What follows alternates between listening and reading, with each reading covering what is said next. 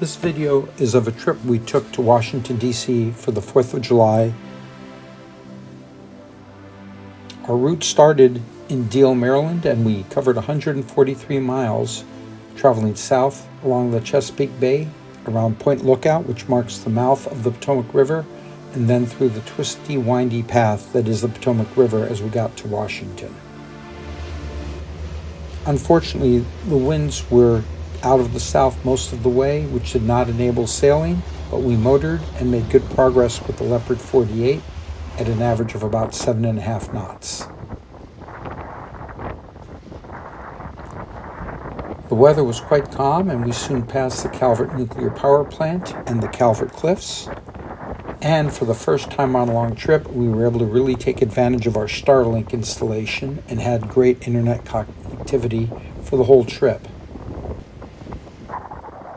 As we passed the Calvert Cliffs, which are quite impressive from the shore and really give you a feel for how large they are when you look at it from boats, we soon saw and passed the Calvert Liquid Natural Gas Terminal, and there was actually a ship there arriving and getting ready to unload, so we got a good view of it as we went by while still staying clear of the exclusion area.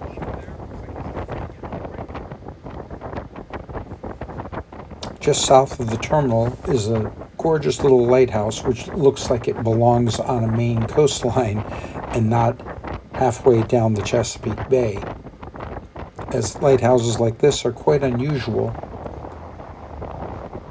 And we saw traffic headed the other way who were able to take advantage of those southerly winds. We had a good conversation with these folks who were headed up to Annapolis, and we were even able to get some nice video for them, which we were able to email them later that day. This is a far more common Chesapeake Bay lighthouse and what we're used to seeing on the bay.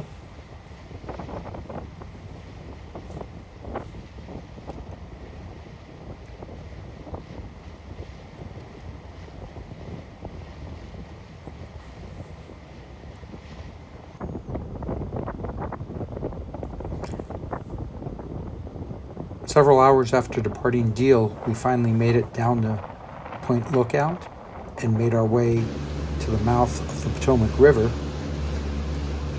Unfortunately, the winds had turned and were now from the southwest, again preventing us from sailing, but motoring gave us good progress as we headed up the river. And for the first time underway, we were able to launch the drone and actually get some pretty good footage of Polaris as she made her way up the mouth of the Potomac. You'll have to forgive the video if it's not the smoothest. I'm still getting a handle of it, but all the drone video was shot with a new DJI Mini 3 Pro. I'm quite impressed with the quality of the video and how smooth the drone is. Recovery is still interesting on a boat, but we've got a pretty good process down where we slow to bear steerage way, turn the drone away from the boat, and then back her up towards the foredeck and do a handheld recovery.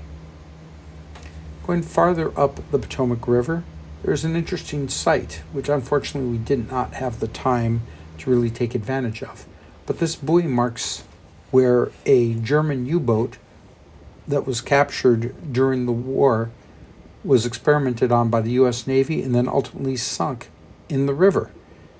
It's at a fairly deep depth of about 90 feet, but divers do come out here and scuba dive down to check out the U-boat.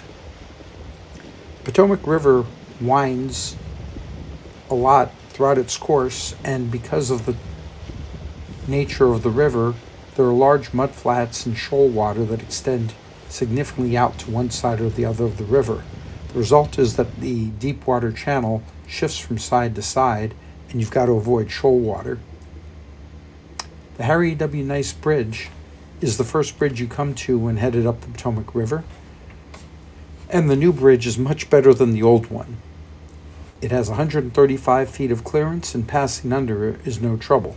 Here you can see that they're actually dismantling the old bridge, which was much lower, and we cleared under it with plenty of room to spare, even though it sure does look tight whenever you're going under a bridge.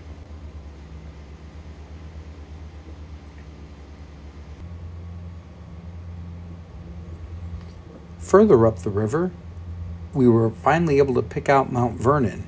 It's well marked on the charts, but spotting it from the water is surprisingly hard when you approach from the south, as there are a number of mansions south of George Washington's home. But once you see it, it's quite clear and you get a great view from the waterfront. There's also a dock where apparently you can tie up, but we did not take advantage of that. A little farther north is Fort Washington, which was a defensive fort built to protect Washington, D.C., although apparently it was actually never used in battle. You can see that the gun ports are actually fairly low on the fort and overlook the river to defend it from attack. Once you get past Fort Washington, you're almost to Washington, D.C., and your next major landmark is National Harbor, highlighted by the large Ferris wheel, and to the right of it, the Gaylord National Hotel and Resort. The second and most critical bridge to pass under when headed up to Washington, D.C. is the Woodrow Wilson Bridge. This is the beltway around Washington, D.C., and I-95 is crossing across this bridge. The challenge in the Leopard 48 is that the bridge is a 76-foot bridge, and a Leopard 48 has a 76-foot mast. So you definitely want to hit it at low tide and go right under the center of the span to ensure that you clear. I've got to say, I was quite nervous going under, but we timed it perfectly to be there at low tide and cleared it with an estimated 3 feet to spare. Sure is something to be nervous about, though, when you're passing under and you realize there's not a lot of room between the antennas at the top of the mast and the bridge they're going under. Once you're clear of the bridge, you've got Old Town Alexandria on the left side, and you get a great view of the whole Alexandria waterfront, including King Street, where we could actually take a look and see all the way up to the George Washington Masonic Memorial, as well as all of the water activities and the water taxi there. Right here, as we line up with King Street, you'll get a perfect look up, and there in the distance is the George Washington Masonic Memorial at the end of King Street. Moving further up the Potomac, Washington, D.C. is quite close now, and over on the Maryland side, you can actually see the Naval Research Laboratory. They had a large American flag set up. We were assuming it was for the 4th of July holiday. And as we passed the Naval Research Lab to the left, we had Ronald Reagan National Airport on the left side. And it was quite loud as we had a constant flow of airplanes taking off and landing. You can also get a good view of the Washington Monument as we proceed along here.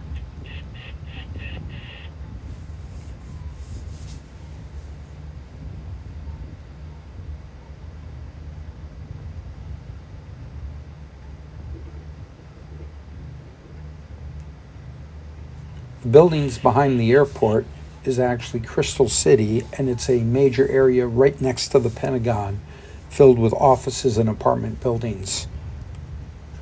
If you're on the right side of them, of course, you've got a gorgeous view of the Potomac River in Washington, D.C. We weren't sure, but we thought that those buildings with the large construction cranes just south of Reagan Airport were actually part of the new Amazon headquarters complex. Just north of the Naval Research Lab, on the east side of the river, is Joint Base Anacostia Bowling, which has the Defense Intelligence Agency and a large number of other support buildings that support the Defense Intelligence Agency and the White House Communications Agency. Soon enough, we entered the Washington Channel and anchored here, right off of Fort McNair. It's a great anchorage, free to use for up to 2 weeks. You just need to check in with the Washington Police Marine Unit and let them know of your arrival, where you're anchored, and how long you'll be there. They also request that you let them know when you're departing so they can keep track of who's anchoring so close to DC. Here, just forward of the bow and just on the landward side from the wall that marks the gate, Fort McNair military base is the Titanic Memorial. We didn't even realize there was one located there. You'll get another view of it here shortly. My understanding is that there are 2 locations in the United States with memorials dedicated to the people who perished when the Titanic sank.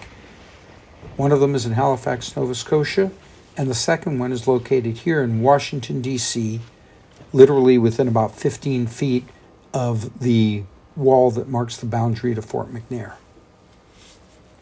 After a good night's rest, we woke up on the morning of July 4th to a very peaceful start to the day. We were able to enjoy the ducks and geese that were swimming in the Washington Channel, and there on the other side of the channel is Haynes Point, which is a very popular recreation area with a public golf course, jogging trails, and many cherry trees, which are absolutely gorgeous when they're in peak bloom in mid to late spring.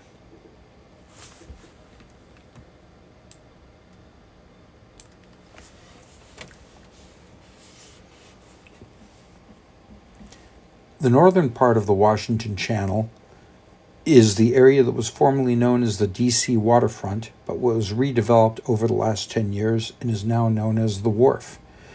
It is a very large collection of apartment buildings, hotels, restaurants, clubs, and other recreational activities, and a very large marina.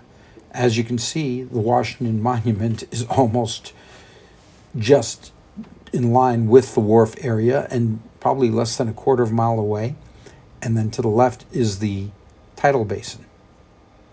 We were joined by another boat, a set of cruisers who were enjoying their time in Washington, D.C. and also up here for the holiday. But other than that, the anchorage was completely empty, and it was quite peaceful and quiet until the 4th of July traffic came in, as one would expect for the holiday, with people coming to want to see the fireworks. But for the majority of our visit, it was just the 2 of us here at the anchorage, and the only traffic we had going past us were the police and fire boats and the various tour boats that go around. We did have the chance later that morning to see Marine One take off from the White House, and along with some of the fellow helicopters that always travel with it, fly out of the Washington area. There was one other boat that we got to see going by, and that is a beer boat. These are actually pedaled by people sitting around the bar, and apparently they drink and enjoy the waterfront. I'm told there is a motor if they get too drunk.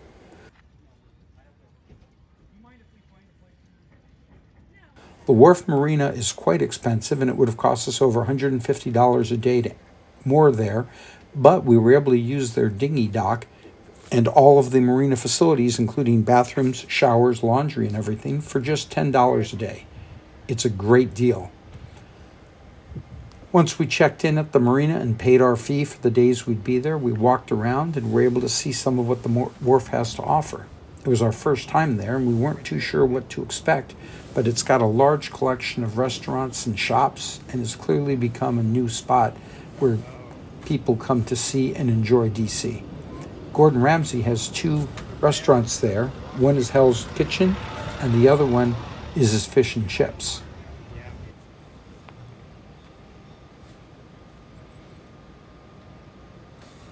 The area is quite pretty, with very walkable promenades, a very nice fountain and water feature where kids were playing and jumping and enjoying it on a very hot July 4th, and a very nice pier and walking area where you can actually go out and just enjoy the beauty that is the DC waterfront. It's a remarkably quiet oasis other than the traffic taking off and landing from Reagan Airport. And as you can see, lots of people do take advantage and enjoy it, but it was far from crowded.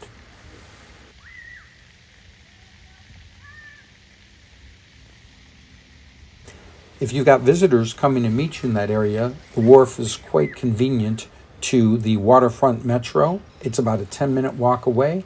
And then right next to Hell's Kitchen, the restaurant, on either side is a gate that takes you to the marina. We had guests come and spend the afternoon and evening on our boat, and this was our view of the DC fireworks. I honestly don't think you can get a better view, and we didn't have to deal with any of the hassles of security.